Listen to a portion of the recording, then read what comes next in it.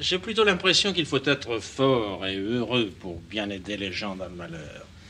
Celui qui traîne sa vie et succombe sous son propre poids ne peut aider personne. Celui au contraire qui se domine et qui domine sa vie, celui-là peut être vraiment généreux et donner efficacement. Aujourd'hui, on va se pencher sur le GOAT selon moi en matière de questions de sens, celui qui a marqué des générations de lecteurs, Monsieur Albert Camus. Cette vidéo lui est entièrement dédiée. On va décortiquer sa philosophie qui s'articule autour de ces 3 cycles majeurs et ainsi clôturer, enfin peut-être, le thème de la lucidité existentielle. Si vous n'êtes pas à jour, je vous invite à voir ou à revoir les 2 précédentes vidéos, histoire d'avoir un maximum de contexte pour pouvoir continuer. Avant d'entrer dans le vif du sujet, quelques mots sur cet homme incroyable. En Algérie française, Albert Camus est à la fois un écrivain, un dramaturge, un essayiste, un journaliste et un philosophe notamment connu pour ses idées humanistes fondées sur la prise de conscience de l'absurdité de la condition humaine et ses prises de position politiques. Durant la Seconde Guerre mondiale, Camus est un journaliste engagé dans la résistance et en 1942, il publie son premier roman, L'étranger, le point de départ de son premier cycle.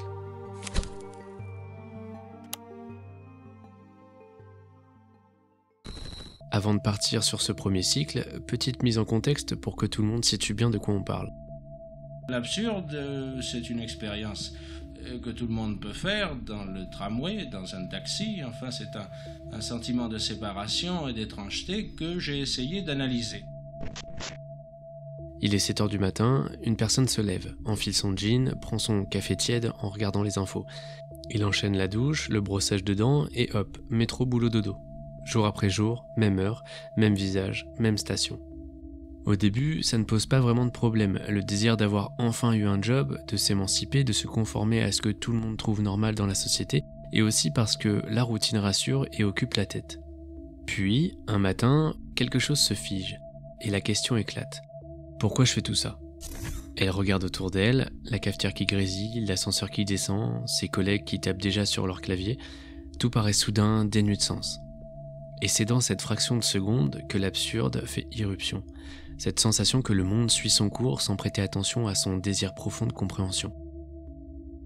Cette personne sent le décor familier se fissurer, la machine s'emballer et elle réalise qu'il n'existe aucune notice pour assembler sa vie. En clair, tu as faim de réponses aux grandes questions comme « pourquoi je vis ?» et le monde, lui, ne te répond pas. Tu t'attends à comprendre et à avoir des réponses, mais il n'y a rien. Un vide te submerge. Cet écart entre ton désir de cohérence et l'indifférence totale de l'univers, c'est ce qu'on appelle l'absurde. Ce n'est pas l'existence humaine ou le monde en eux-mêmes qui sont absurdes, c'est leur présence commune et leur incompatibilité. L'absurde naît de la confrontation entre notre appel au sens et le silence déraisonnable du monde. Face à ce silence, Camus pose la question la plus sérieuse de la philosophie. Est-ce que la vie vaut encore la peine d'être vécue ? Il écrit dans le mythe de Sisyphe, et il n'y a qu'un problème philosophique vraiment sérieux, c'est de mettre fin à ses jours. Juger que la vie vaut ou ne vaut pas la peine d'être vécue, c'est répondre à la question fondamentale de la philosophie. Quand on comprend qu'il n'y a pas de sens, autant céder au désespoir et faire avance rapide vers la mort. C'est une des premières réactions possibles et la plus radicale. Mais Camus rejette cette solution. Pour lui, se donner la mort, c'est fuir la question au lieu de l'affronter. C'est abandonner la lutte. Deuxième réaction, inventer un sens et se réfugier dans la religion ou des valeurs illusoires. On triche avec l'absurde en créant des explications toutes faites, on cesse de penser librement pour se rassurer. Camus, lui, refuse ces 2 options et va proposer une autre voie, la révolte lucide. Dire oui à l'absurde sans chercher à l'effacer. Vivre sans pourquoi, mais pleinement. Camus, dans son essai Le mythe de Sisyphe, va passer des solutions en revue et va choisir Sisyphe pour illustrer cette révolte. Sisyphe, c'est ce gars puni par les dieux à pousser un rocher en haut d'une colline pour le voir retomber à chaque fois. C'est un cycle sans fin. Sisyphe est confronté à l'absurde et pourtant Camus dira dans son essai « Il faut imaginer Sisyphe heureux ». Sisyphe sait que sa tâche est absurde, mais il continue malgré tout. Là est tout le vertige. Non pas craquer et se laisser engloutir, mais embrasser la tâche vaine et y trouver une forme de liberté inédite. Pousser ce rocher, c'est comme ton quotidien. Et en même temps, c'est ta révolte. Avancer envers et contre tout, même si rien n'a de sens. Ensuite, dans son livre L'étranger, Meursault, son personnage, est condamné pour un meurtre qu'il ne comprend pas lui-même. Mais plus encore, il est jugé pour avoir refusé la comédie sociale. Pas de pleurs à l'enterrement de sa mère, un peu de soleil sur la plage, un rendez-vous amoureux. Il incarne l'absurde en acte. Vivre au présent, laisser tomber les rôles et subir la sanction d'un monde qui exige des rituels. Quand la cour d'assises lui reproche son indifférence, c'est la mise en abîme de l'absurde. Le code social devient plus sacré que la vie elle-même. Et enfin, dans la pièce de théâtre Caligula, un empereur romain perd sa sœur et bascule dans la terreur. Sa folie n'est pas gratuite. Il découvre la vacuité de tout, l'absurdité de la joie et de la peine. Alors, il pousse le monde dans cette absurdité en expérimentant la terreur et la cruauté. Caligula incarne la réaction négative à l'absurde. Face au vide de sens, il choisit la destruction plutôt que l'affirmation de sa liberté. Ça, c'est une forme de nihilisme actif. Plutôt que de pousser son rocher comme Sisyphe, affaiblir l'absurde par l'effort, ou d'assumer son étrangeté, comme Meursault, vivre l'instant, Caligula, lui, il explose tout. Il brise les lois, sème la terreur et annule toute valeur. Il n'y a pas de création, seulement de l'annihilation. Sa révolte n'ouvre pas sur une construction nouvelle. Elle ne reconstruit rien après avoir tout détruit. C'est un acte de désespoir pur, qui tourne le dos à l'idée même de sens. C'est un échec face à l'absurde. Pour Camus, la vraie réponse à l'absurde, c'est la révolte créatrice, pas la destruction nihiliste. Caligula prouve qu'il n'y a pas de projet de vie. La révolte se mue en tyrannie et ne fait qu'aggraver l'absurdité.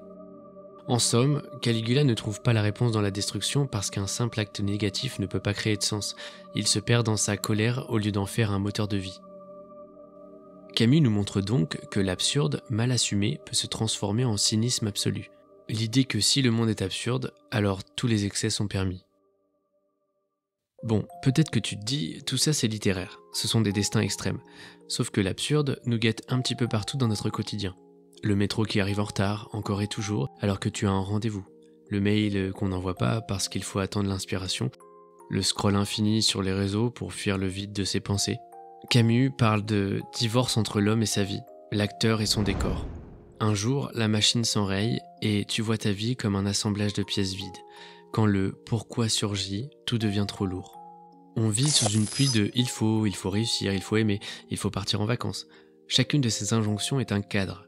Le jour où tu t'en affranchis, tu découvres qu'elles n'ont pas de fondement et tu te retrouves face à l'absurde. Je crois que je puis choisir d'être cela plutôt qu'autre chose. Le vertige, c'est de réaliser que l'illusion d'un sens pragmatique n'est qu'un pansement sur le vide. Néanmoins, Camus ne nous laisse pas dans la nausée indéfiniment.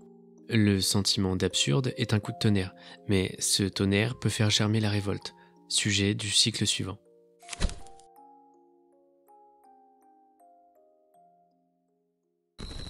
Quand tu as compris que le monde ne te répondrait pas, tu peux t'effondrer ou alors te révolter. La révolte, chez Camus, c'est la conscience de poser une limite à l'inacceptable.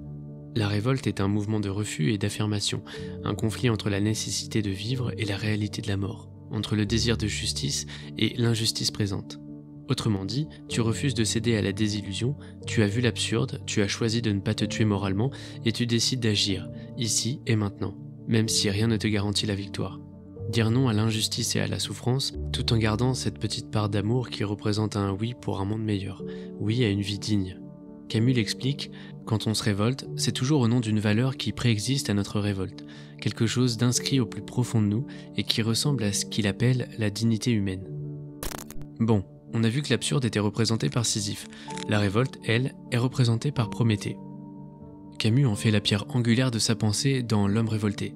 Ce titan qui a volé le feu aux dieux n'agissait pas par caprice, il était animé par un sentiment plus fort que la peur des représailles. Il voulait offrir aux hommes ce qui leur manquait le plus, la lumière de la connaissance, la chaleur de la liberté. Prométhée s'est fait enchaîner à un rocher, condamné à souffrir sans fin pour avoir désobéi, et pourtant il n'a jamais renié son geste.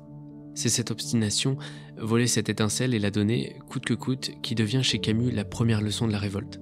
On ne fuit pas l'absurdité, on la défie, on y répond par un acte de solidarité. Cette révolte n'est pas optionnelle, Camus la juge même obligatoire. Ne pas réagir face à l'injustice, c'est renoncer à sa dignité, c'est se défaire de son humanité. En tant qu'être humain, il en va de ma dignité de me révolter, affirme-t-il. Mais attention, cette révolte doit rester mesurée. Elle ne peut jamais basculer dans la démesure ou la vengeance, sous peine de devenir une nouvelle forme de tyrannie. Caligula en est l'ombre. Son nihilisme ravageur prouve qu'un non sans projet devient meurtrier. Camus condamne avec force les révolutions nihilistes, qui, sous prétexte d'un grand bien futur, justifient la terreur, la torture, la restriction des libertés ou les camps de travail. Ces idéologies, prétendant fonder leur violence sur un sens de l'histoire, trahissent le vrai esprit de la révolte. Le cycle de la révolte va prendre forme dans plusieurs autres œuvres de Camus, notamment dans le roman La Peste.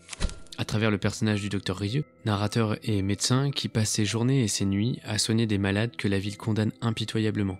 Il n'attend pas de miracle, il pose son doigt sur chaque bras, il administre chaque seringue, sachant très bien que ses efforts ne changeront pas l'essentiel. Et pourtant, il continue. Soigner devient pour lui un acte de révolte, un acte de respect pour la vie. Face à la mort aveugle qui frappe sans distinction, Rieux refuse de se mettre à genoux devant l'inexplicable. Il ne soutient pas qu'il vaincra la peste, il veut simplement empêcher le plus d'hommes possible de mourir. Il fallait lutter de telle ou telle façon et ne pas se mettre à genoux. Toute la question était d'empêcher le plus d'hommes possible de mourir. Il n'y avait pour ça qu'un seul moyen qui était de combattre la peste. Et puis il y a Rambert, le journaliste qui débarque à Oran pour couvrir une histoire et qui, dès les premiers morts, ne pense qu'à fuir, qu'à rejoindre sa femme. Mais il réalise que s'il part, il quitte ceux avec qui il se bat et qu'il a appris à aimer. Il renonce à la fuite et donne à son tour des journées à l'hôpital, des heures au comptage des cadavres, des mots de soutien aux familles brisées. Ce retournement, passer du désir d'évasion à l'engagement, c'est l'illustration parfaite de la révolte. Choisir de rester et transmettre le feu plutôt que de sauver sa peau. Il y a aussi plusieurs autres personnages, mais je vous laisse découvrir tout ça en lisant le livre. Ensuite, dans la pièce de théâtre L'état de siège, la peste se propage incarnée par un homme, symbole d'un régime totalitaire. Cette peste instaure alors l'état de siège, qui apporte ordre, contrôle et surveillance. Les autorités en profitent pour instaurer un régime d'exception, emprisonner, torturer, effacer la solidarité. Là encore, la révolte naît dans le refus d'une machine d'État qui prétend tout justifier par la peur ou la sécurité. Les personnages font le pari de la résistance individuelle et collective, face à un pouvoir qui, sous prétexte d'un mal absolu, légitime la terreur. Une année après, sortira Les Justes, une pièce de théâtre qui présente un groupe de révolutionnaires russes qui décident d'assassiner un grand-duc oppresseur pour libérer le peuple. Et c'est là qu'apparaît un problème, la trahison du véritable esprit de la révolte, comme on a pu le mentionner un peu avant. Camus dira qu'on ne peut pas tuer au nom de la justice. Non, pas sans se trahir soi-même. Il faut se battre pour un monde juste sans être injuste à son tour. Et pour finir, à travers son roman L'homme révolté, Camus conclut son deuxième cycle. La révolte est l'obligation morale de tout être conscient, l'acte qui répond à l'absurdité, l'étincelle qui refuse la capitulation. Mais c'est une étincelle à manier avec prudence, toujours engagée dans la construction d'un monde plus humain, jamais dans la destruction totale. En disant non à l'absurde et oui à la vie, on engage non seulement soi-même, mais l'humanité entière. Camus écrit dans ce roman « Je me révolte, donc nous sommes ». Le « nous » révèle que la révolte prend un caractère collectif. Elle unit tous ceux qui refusent l'intolérance, leur conférant une identité commune d'être humain. La révolte, c'est un non qui appelle un oui. Enfin, après la révolte, il y a un dernier cycle, le cycle inachevé.